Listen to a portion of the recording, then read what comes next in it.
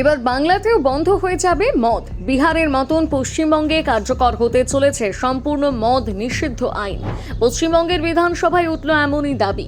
কিন্তু হঠাৎ কেন এই দাবি উঠল? কেই বা তুলল এই দাবি? সরকার কি সত্যি এমন কোনো সিদ্ধান্তের দিকে এগোচ্ছে? জানুন। রাজ্য বিধানসভায় বক্তব্য রাখতে গিয়ে পূর্ব বর্ধমানের ভাতারের বিজেপি বিধায়ক সৌমেন কারফা দাবি করেন, পশ্চিমবঙ্গে বিহারের মতন মদ নিষিদ্ধ করার বিষয়টি গুরুত্ব দিয়ে বিবেচনা করা উচিত। তিনি বলেন, মদ, গাঁজা এবং অন্যান্য মাদকের ব্যবহার সমাজের উপর অত্যন্ত নেতিবাচক প্রভাব ফেলছে। তার দাবি, রাজ্যের বিভিন্ন এলাকায় মদ্যপানের জেরে বহু অপরাধ সংগঠিত হচ্ছে। এছাড়াও পারিবারিক অশান্তি, সামাজিক অবক্ষয় এবং যুব সমাজের বিপথে চলে যাওয়ার ঘটনা বাড়ছে। তার মতে, যদি মাদক যুক্ত সমাজ গড়তে হয় তাহলে শুধুমাত্র সচেতনতা নয়, প্রয়োজন কঠোর আইন। এদিকে বিজেপি সরকার ক্ষমতায় আসার পর থেকে মদের দোকান সংক্রান্ত কিছু নতুন নীতির কথা জানিয়েছিল।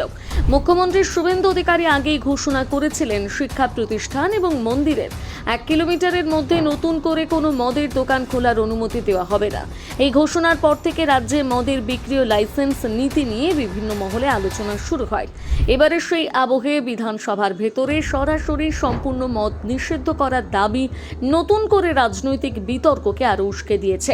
তবে এখানে একটি গুরুত্বপূর্ণ বিষয় মনে রাখা দরকার। এখনো পর্যন্ত পশ্চিমবঙ্গ সরকার রাজ্য জুড়ে সম্পূর্ণ মদ নিষিদ্ধ করার কোনো সরকারি ঘোষণা করেনি। বিধায়ক সৌমেন কারফার বক্তব্য একটি রাজনৈতিক দাবি। এটি ভবিষ্যতে সরকারি নীতিতে পরিণত হবে কিনা সে বিষয়ে এখনো কোনো আনুষ্ঠানিক সিদ্ধান্ত সামনে আসেনি।